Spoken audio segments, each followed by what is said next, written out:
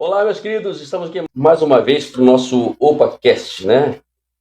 Que é o podcast que a gente tem sempre colocado aqui no nosso canal para podermos conversar a respeito de muitas coisas boas referente à palavra de Deus. Trazer algumas verdades, né? Alguns princípios que a qual precisamos aprender a cada dia. E o nosso objetivo aqui, junto com os meus amigos, né, é exatamente esclarecer muitas coisas.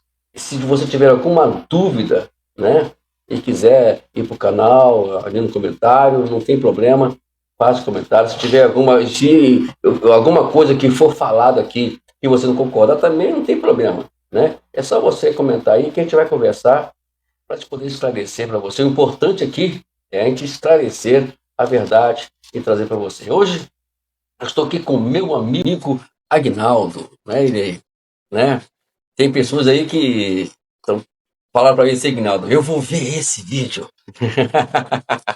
Você vê, para vocês verem a importância que tem esse homem, né? Um homem que conhece a Escritura, professor de teologia, dirige o IB, é um homem que conhece a Bíblia. Ele, na verdade, com toda a modéstia, né? E que ele vai receber isso, ele é uma teologia ambulante, né?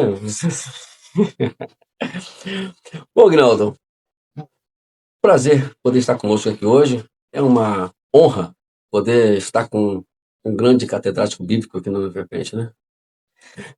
Obrigado, meu amigo Pastor Wagner. É um prazer poder estar aqui. Nós estaremos discorrendo esse assunto tão relevante e, ao mesmo tempo, tão mal interpretado no contexto cristão, religioso.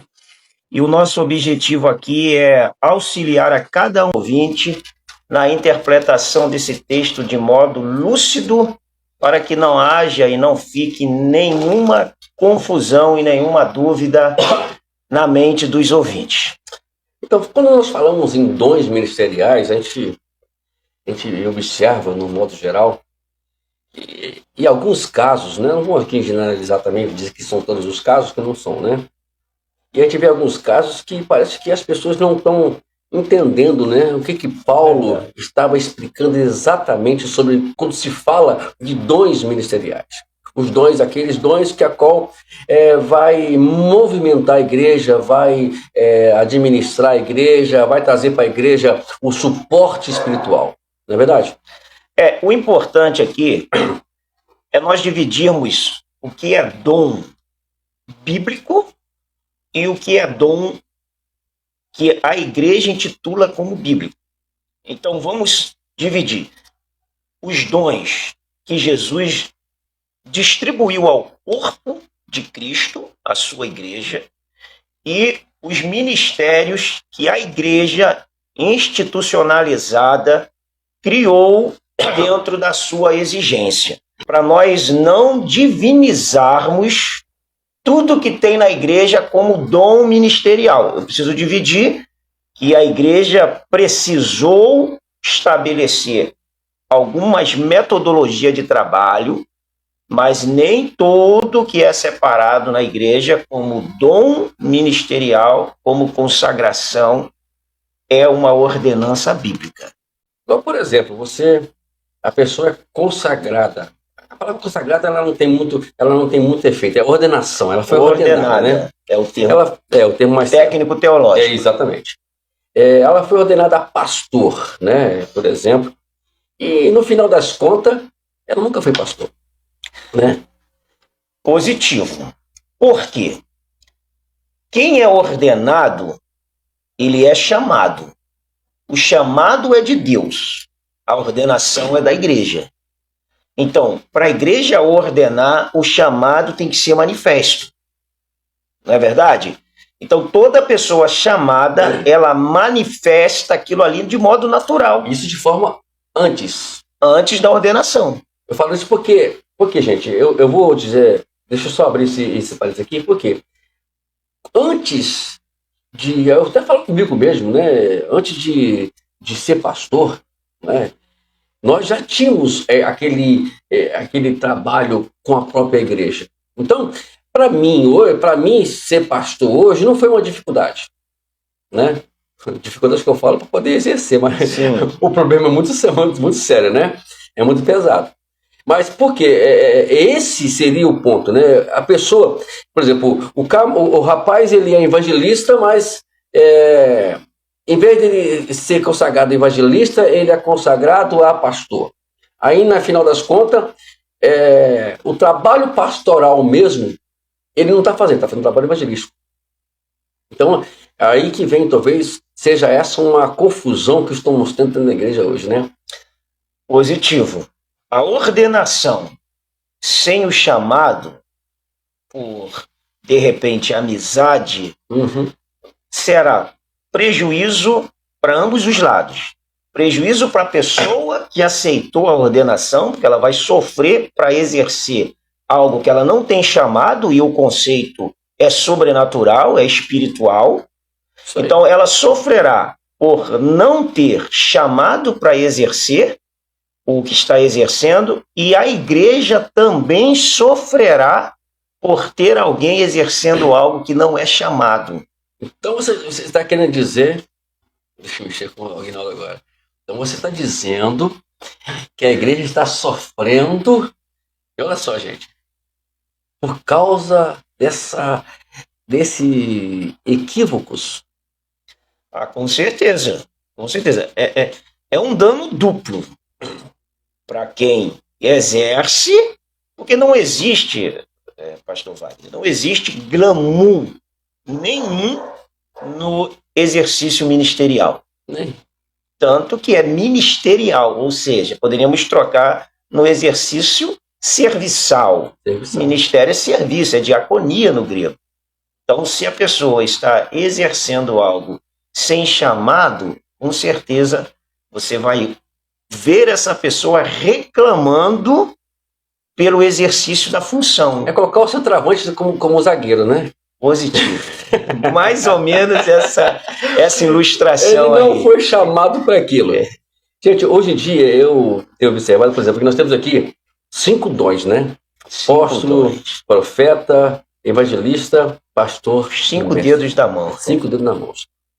E hoje, eu tenho observado em alguns casos, eu não queria mexer com isso não, só vou falar um pouquinho só, porque se eu falar muita coisa aqui, talvez não vai, eu vou começar, né, sair do meu, talvez do propósito, porque a gente está aqui querendo ensinar, e a gente não quer massacrar ninguém, né? Esse não é o objetivo. Positivo, né? Não é isso. É trazer uma ideia. Mas, por exemplo, vamos começar pelo o primeiro, o apóstolo.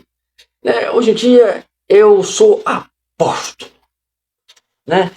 E eu fico pensando, o apóstolo em si, como nós aprendemos na Bíblia, ele tem a sua função, e a primeira função dele é ter uma relação muito íntima com Jesus. Né? E aí a pergunta é, será que essas pessoas realmente passaram por tudo isso?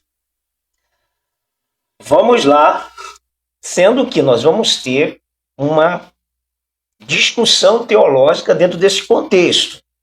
Porque o que nós ouvimos falar? Nós ouvimos falar que apóstolos não existem mais.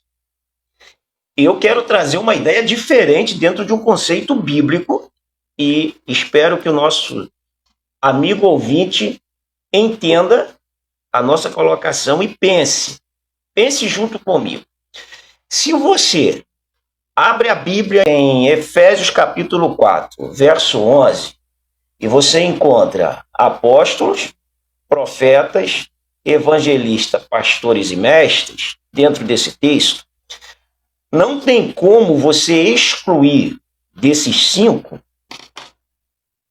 1, 2, 3, e agregar 2 à igreja. Quais que a igreja hoje agrega como dom ministerial? Pastor e evangelista. Ora, não tem como eu excluir 3 do mesmo texto e aceitar 2. Ou eu aceito os 5 e consigo explicar separadamente cada um desse ofício, desse chamado, ou eu não aceito nenhum deles. Mas na minha concepção, não tem como você pegar dois, colocar defendendo no texto e abrir mão dos outros. Eu entendo que apóstolo, como você falou, é aquele que é enviado, não aquele que se intitula e fica estacionado num lugar só.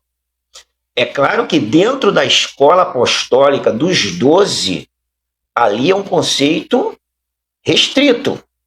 Não haverá apóstolo como os 12, tanto que eles voltam a aparecer sendo mencionado no livro do Apocalipse. Essa escola apostólica dos 12 se fechou.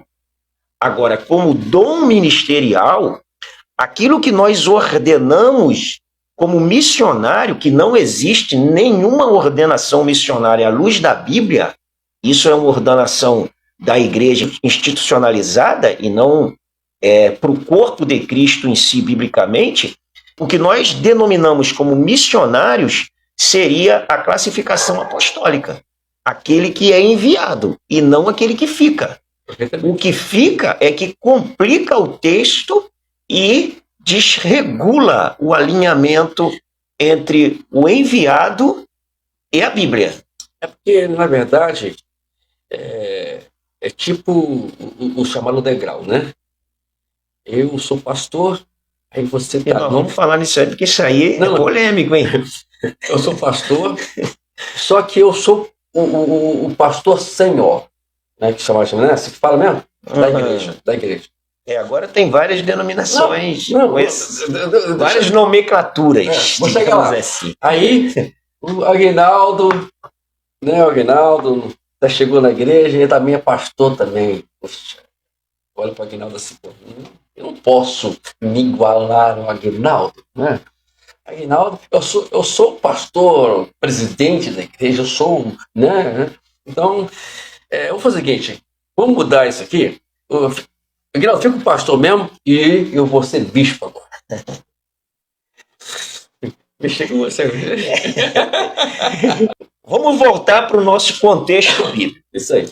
Quando Paulo fala a respeito dos dons ministeriais, nós vamos pressupor, pelo que o texto nos lucida, que não há aqui a tal escada aonde um vai sendo superior ao outro.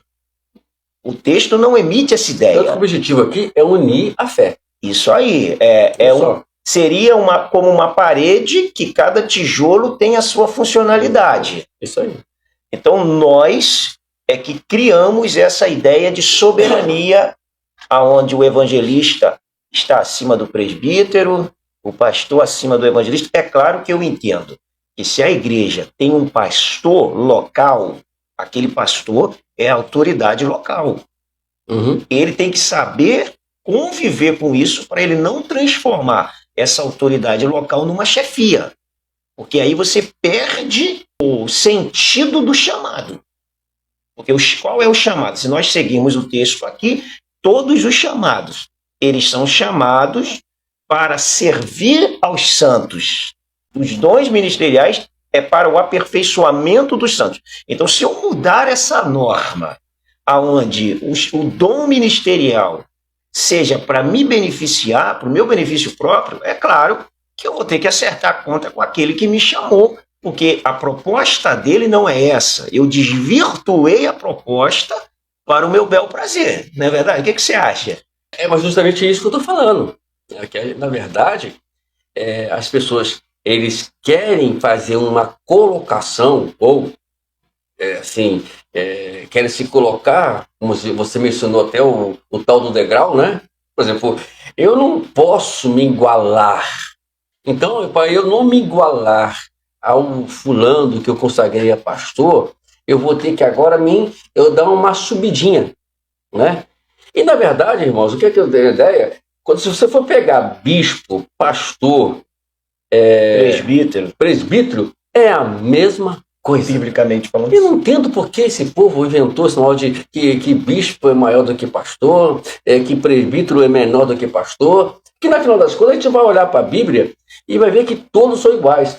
E aí que entra o problema da igreja hoje, que eu fico vendo que as pessoas acham, ou para fazer isso, ou para receber essa ordenação, que eu não sei como é que criaram isso, né? Eu tenho até uma curiosidade, depois se você tiver essa aí, depois você me passa para mim, porque eu tenho curiosidade de saber de onde originou isso. Se der tempo, nós vamos trazer isso em tona hoje.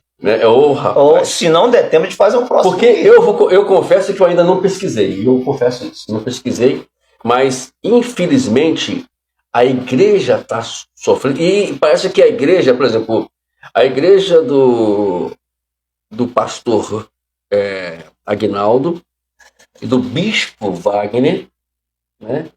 Então, aí começa a olhar assim, a pessoa começa a olhar para o pastor Aguinaldo, olhar para o bispo, quem eles vão valorizar mais em termos humanamente falando? Porque espiritualmente eles não vão, isso não existe. É o bispo, é o apóstolo, é o cargo apostólico. E, infelizmente, tem trazido uma certa vaidade dentro da igreja, aonde nós mencionamos aqui que tem trazido problemas, né, em termos de crescimento espiritual e fazendo que a igreja ela não entenda a realidade do que é o reino de Deus. Se nós voltarmos para o texto sagrado, nós vamos ver, por exemplo, primeiro Jesus separa discípulos. Isso é Lucas capítulo 6, versículo 12. Ele sobe um monte, Lucas 6,12, passa a noite toda em oração, desce, 6,13. Desses discípulos, ele separa 12, e esses 12, então, ele o denomina de apóstolos. O próprio Pedro, que entre os 12 recebeu a autoridade de abrir a pregação do evangelho, que nós vamos ver isso em Atos capítulo 2, ele tem ali a chave de autoridade para abrir a pregação, pregando o evangelho da graça após a assunção de Cristo. Nós vamos ver ele lá na sua epístola o denominando como presbítero. Ou seja, apesar de ser uma autoridade, o ato dele se denominar como presbítero não tira essa autoridade dele. Porque a autoridade... nem diminui ele. Nem diminui, porque a autoridade não é imposta. Ela é conquistada. Eu te respeito pelo exemplo do teu exercício, e não pela imposição do seu chamado. Então, se você exerce com excelência, é pelo exemplo do teu exercício que você vai ser respeitado, e não por imposição. E entra naquele princípio da liderança sobre autoridade e poder. Ou você tem autoridade ou você tem poder. Quem não tem autoridade vai usar o poder. Positivo. Sem confundir autoridade com autoritarismo. Sem confundir essas duas vertentes. Pegando esse conceito ministerial, partindo do apóstolo, a pergunta que eu havia lhe feito anterior, existe apóstolos ainda hoje? Porque essa é uma pergunta, é um fato questionável na igreja, e eu já ouvi muitas pessoas falando que não existe. Isso, não estou nem falando da ideia da teologia reformada. Eu estou falando da teologia pentecostal, que por falta de pensar, pegou o pensamento alheio, então começou a defender a ideia que não existe apóstolo. Volto a ser redundante, enfático, como a escola dos 12, não. Mas, por exemplo, essa escala de dons ministeriais é bem posterior à separação dos 12. Jesus separa os 12 no início do seu ministério, ele está com 30 anos. Paulo escreve essa carta, ele está preso em Éfeso aproximadamente no ano 60, 61, 62. Muito tempo depois. Ou seja, aproximadamente 30 anos, arredondando os fatos. Então, não tem como eu defender que não existe, mas falar que pastor e evangelista que tem, aí eu separo os dois e o restante não cabe, na minha mente não cabe. Peço até a você que está nos ouvindo, deixe o seu comentário, é importante para nós ouvir você falar, você também trazer um discurso dentro do conceito seu, daquilo que você pensa, daquilo que você acredita, porque isso aqui é uma via de mão dupla, né? Nós não estamos impondo uma ideia. Não são dono da verdade. Nós estamos expondo uma ideia. Era o que Jesus fazia. Jesus não impunha. Exatamente. Jesus expunha. E automaticamente pessoas inteligentes vão analisar a exposição. Agora também, nesse análise, também tem que trazer o respaldo do bíblico. Por que está analisando? Quando se trata da Bíblia... Como você falou bem claro, né? Paulo não colocaria isso aqui por colocar. Vou colocar apóstolo, mas não existe apóstolo. Vou colocar profeta, mas não existe profeta. Não, ele colocou aqui porque ele tem esse conceito de que o ministério apostólico, ele é um ministério que tem as suas atividades na igreja. Só que, infelizmente, mal colocada. Como você falou inicialmente, você não pode levar alguém que tem um ministério apostólico, mas ele está plantado dentro de uma igreja, preso dentro de uma igreja, congregando numa igreja ali preso, e o trabalho apostólico é enviado para fora da igreja. Enviado. E creio que esse conceito aqui, gente, é um conceito que a gente tem que analisar com cuidado. Agora, como você falou com muita propriedade, como os 12 não.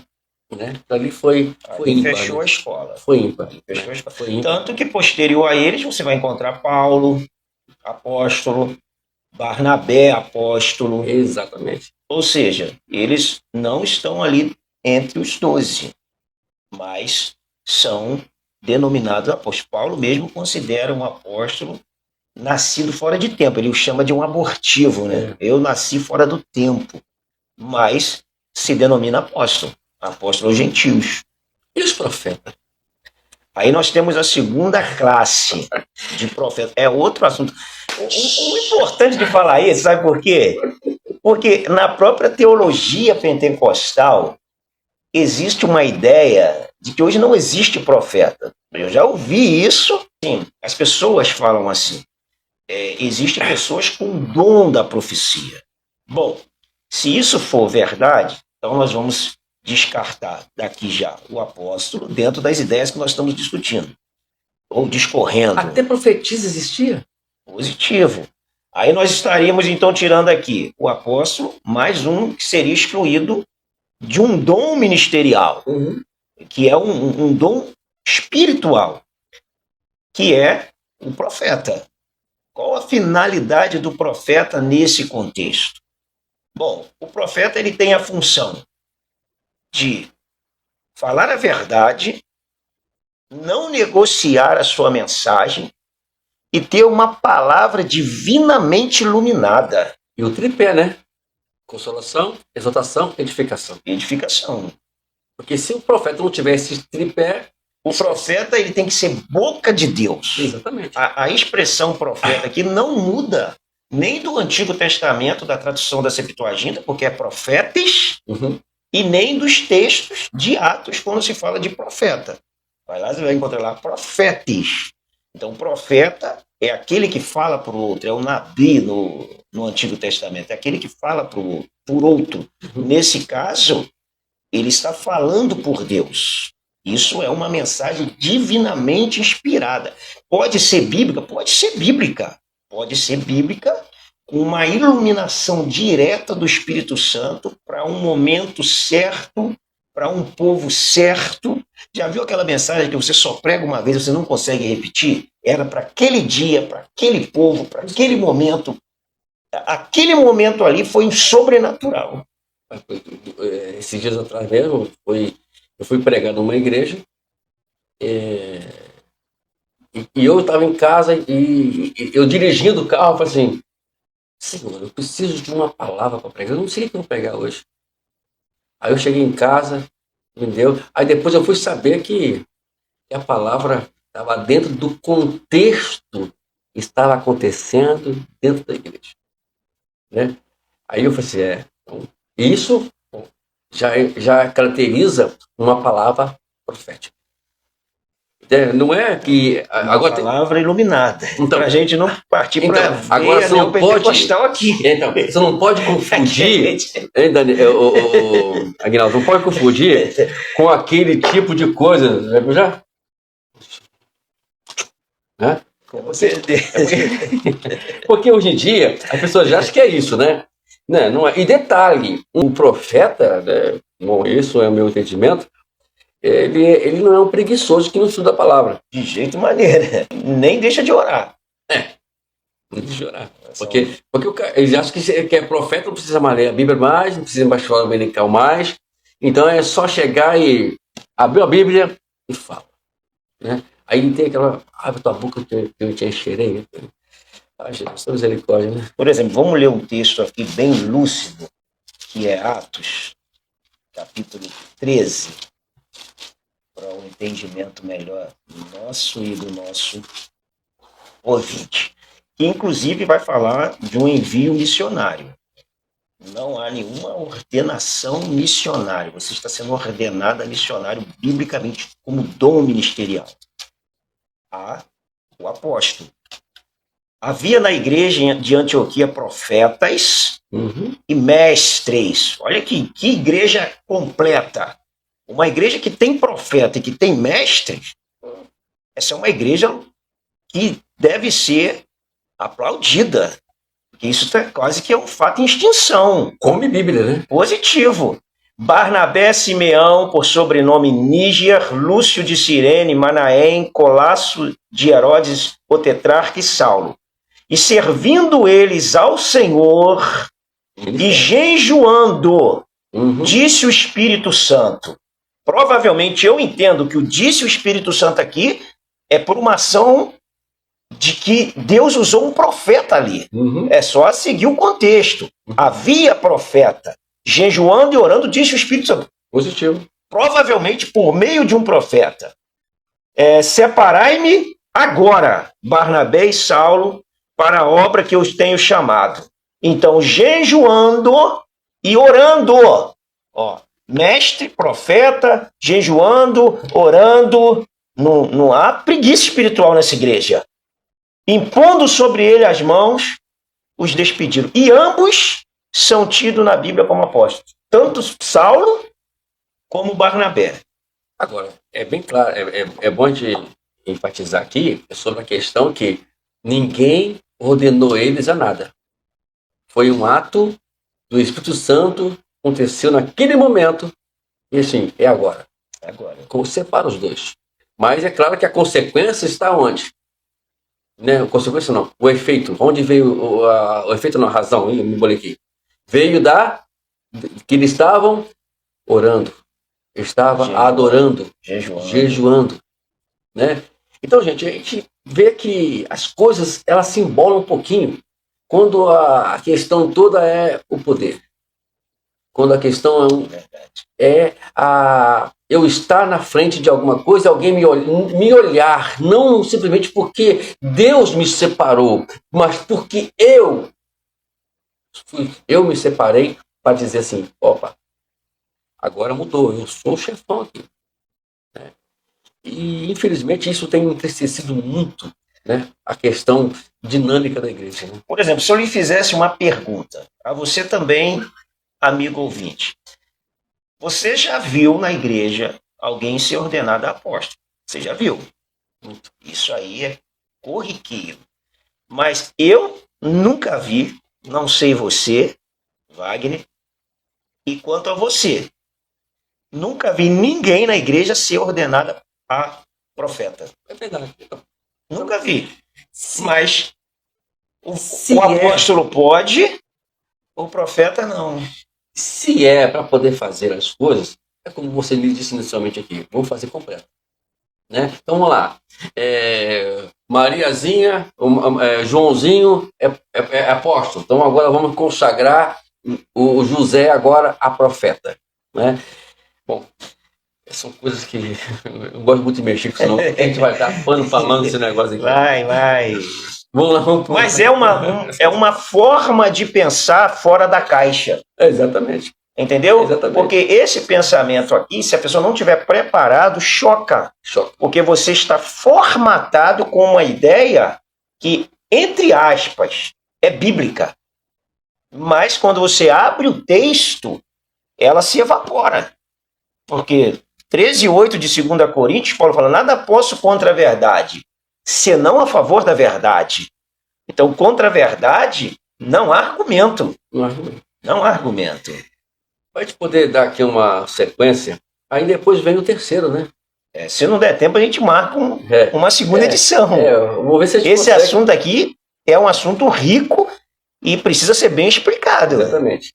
A questão, eu vou continuar vendo o profeta. Quando nós falamos em profeta, eu geralmente, você já é cascudo também na igreja também, já tem bastante anos, né? 100 anos já na igreja. Por essa parte. E assembleiano, então, por sinal, né?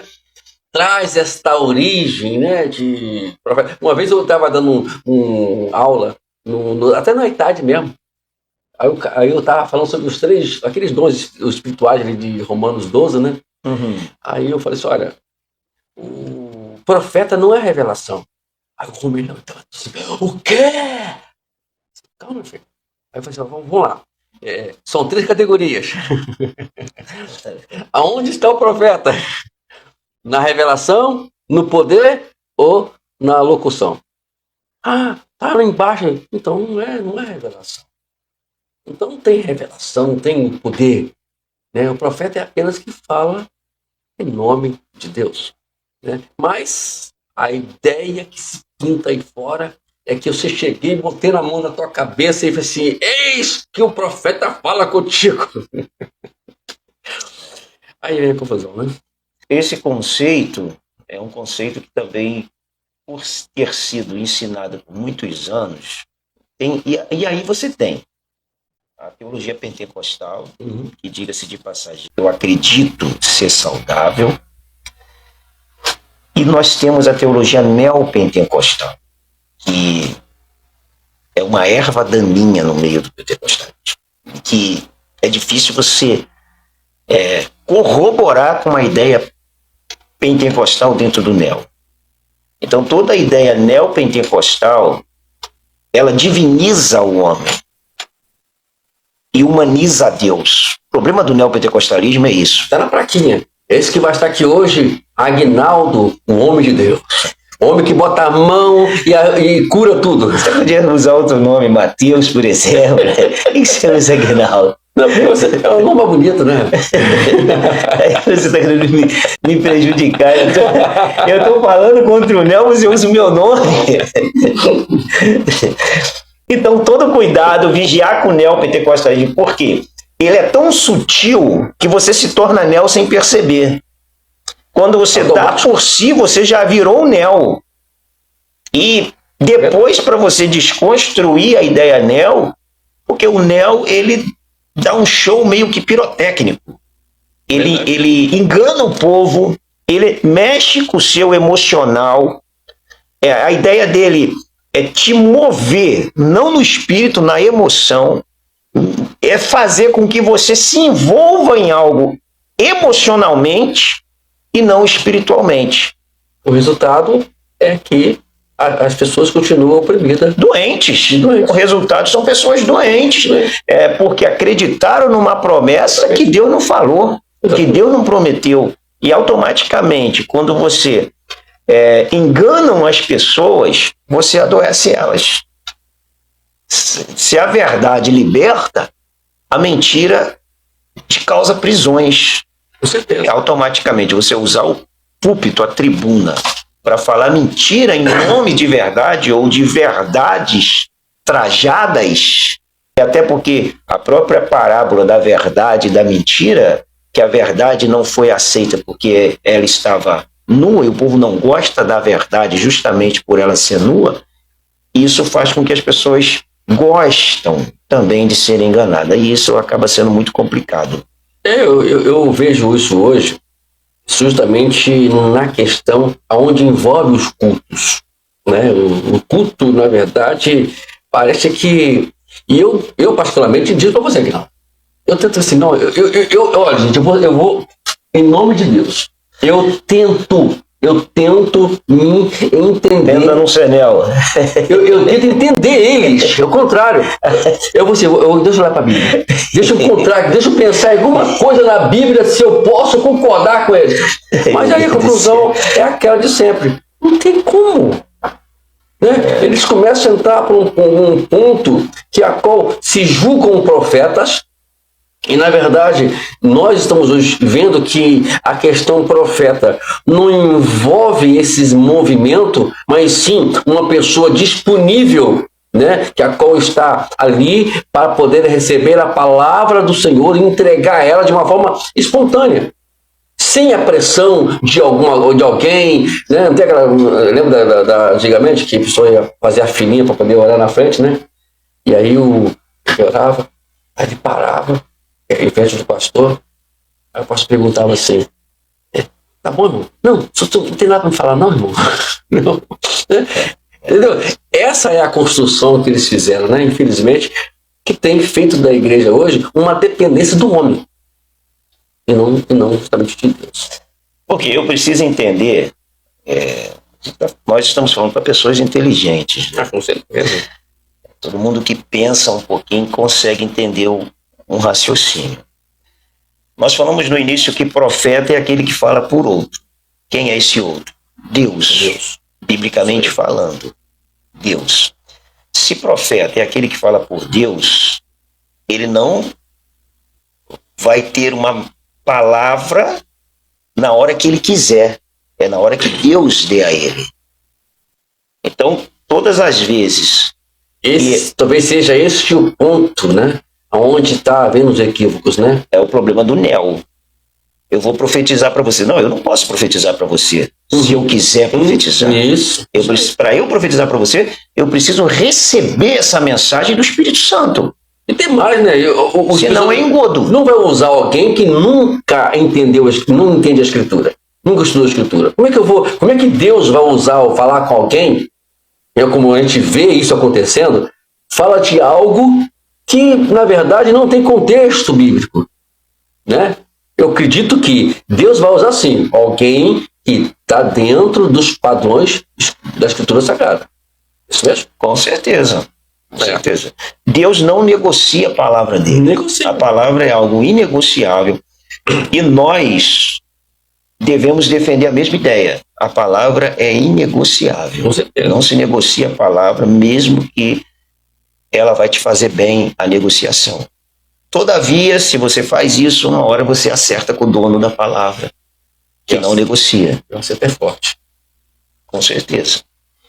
Então, gente, eu creio que um momento agora, a gente entender, né? A gente falamos sobre os dois dons, né? E o tempo, na verdade, não vai permitir a gente ir para o terceiro ponto, né? Mas a gente volta. A gente volta para falar sobre os evangelistas, né? É bom que nós vamos saber como estão os comentários, né? É verdade. Quem são os evangelistas? Deus do céu. Ai, Jesus. Aí, outro ponto, para nós fecharmos, encerrar a minha fala aqui. Você acredita, e você já faz a sua conclusão. Você, meu amigo ouvinte, um ser extremamente inteligente, você acredita que tem pessoas ordenadas a um dom ministerial que não é o dele, mas que a instituição o ordenou? E você acredita que existem pessoas ordenadas sem chamado nenhum, mas que a igreja institucionalizada assim o fez?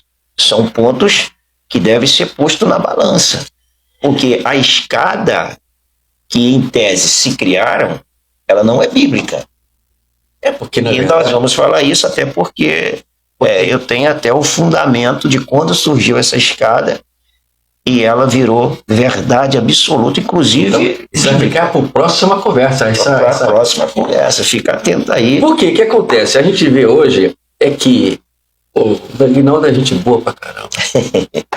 Né? O Joãozinho é gente muito boa. Ele é muito prestativo na igreja. Mateus, né? O Mateus também, o João, né? Eles são pessoas muito prestativas na igreja. Aí o que eu vou fazer?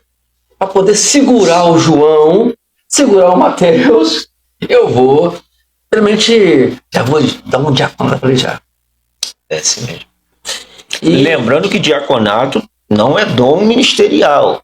É separação para serviço. Eu estou usando aqui em tese aqui o diaconato. Não, mas é importante a gente... onde começa o negócio, né? A gente separar esse conceito, que aí nós vamos ter As separações da instituição, como ordenação, missionário, diácono, trabalhador, obreiro, que são ordenações da instituição, não bíblica. Não quer dizer que isso seja pecado, mas não é bíblico. Por conta disso, só para você poder finalizar aqui, eu tive um problema com determinados ministérios justamente por causa disso. E fizeram consagrar uma cidadã a pastor, eu falei assim, olha, não está preparado para isso. O cargo pastor não é um cargo qualquer. Eu falo isso com muita propriedade porque eu, para chegar lá, eu tive que ralar bastante, né? De todo sentido possível. E eu tive problema por causa disso. Para mim, um ministério que eu não posso dar continuidade a ele, que tem esse entendimento que eu não posso, que a pessoa pode, qualquer um pode ser pastor. Por mais que tenha um dom. Gente, não vou dizer que alguém não tem um dom pastoral. Mas é um tipo, os dons ele tem que ser exercitado. Com certeza. Né? Trabalhado, né? Para poder ele atingir o padrão que a qual ele foi chamado. Ele é pastor, ele é apóstolo. Então, ele tem que atingir esse padrão, primeiramente, trabalhando na igreja, servindo a igreja. Ninguém pode ser enviado se não serve a igreja. Ninguém pode ser um profeta se ele não serve a igreja. Ele não existe insubmissão. Uhum. Todos os cargos, eles têm o seu teor de submissão. Né? Vamos parar por aqui agora, Reinaldo. Mas dá aí só as coisas finais, porque o tempo não dá para poder ir para o evangelista hoje, não. O assunto é bastante complexo, não no contexto bíblico, no contexto eclesiástico. No contexto bíblico eu não tenho nenhuma dificuldade de entender isso aqui. Mas eu sei que no contexto eclesiástico, isso aqui tem coisas que aparentemente é até heresia. Por quê? Porque a pessoa já tem uma mente formada, ela já tem uma formatação mental de um assunto. E desconstruir uma ideia é muito mais difícil do que construir. Eu lembro-me agora de uma frase de um professor norte-americano, Alvin Toffler, que ele disse que o analfabeto do século XXI não será quem não sabe ler nem escrever. Será quem não sabe aprender, desaprender para reaprender. Então eu preciso ter essa mente aberta. Humildade também, né? Quantas coisas eu já desaprendi. Quantas coisas. Você não conhece, sabe que eu... Pra glória de Deus. Você sabe muito bem que talvez você olha assim, pô, Wagner não era assim não, né? Mas nós vamos voltar com esse assunto, nós vamos voltar. Gente, Deus abençoe a vocês, né? E o que eu falei inicialmente aqui, o nosso objetivo é sempre esclarecer algo importante concernente à palavra de Deus. Nós não queremos aqui torcer ou distorcer a Bíblia ou dizer que o que nós pensamos, o que nós achamos. Nós estamos aqui dizendo algo que a Bíblia nos diz. Por isso é muito importante que você, né, faça os seus análises, a sua pesquisa, né? Se tiver alguma coisa aqui que você achou que não é legal, você tem o direito de se manifestar também. Isso não é problema para a gente. Só que, para você se manifestar, você também precisa nos trazer algum artifício bíblico. Né? O que é a Bíblia? Por que você não discorda disso? Onde você viu a discordância disso? Né? Eu sempre uso, né, a expressão seguinte: para você interrogar, para você questionar com hereges, fazer como Jesus, pergunta para ele, né? Aonde você aprendeu isso? E você não pode discordar sem argumento, né? Exatamente. Aonde você aprendeu isso? Eu aprendi. Bom, vamos lá. Onde? Então me aponte na Bíblia onde foi que você aprendeu isso. Então, gente, Deus abençoe vocês. Guinaldo, vamos voltar de novo para falar sobre o evangelista. Não esquece não, hein? Vamos voltar. Né? Voltaremos em breve. E de repente a gente vai ter um convidado especial aí para poder juntar conosco aqui. Isso, com certeza. Hoje não foi possível, por quê? Porque eu ainda estou com 2 microfones, mas na próxima eu já vou providenciar o 3º microfone, ok? E com certeza vamos estar aí esse cidadão aí, é o nosso cameraman hoje, né? E ele vai estar conosco aqui na próxima aí, Já vamos botar. E ele é tão importante quanto nós que estamos aqui. O papel dele ali é fundamental. Já vamos aqui fazer fofoquinha, hein? Já vamos jogar esse. Tudo isso não, fofoquinha não. Que negócio é esse? Corta. Colocar aqui em cima dele, né? Mas segredo, não está sabendo disso não. Deus abençoe. Até a próxima OpaCast nosso aqui. E com certeza Deus tem muitas coisas para nos ensinar. Amém? Deus abençoe.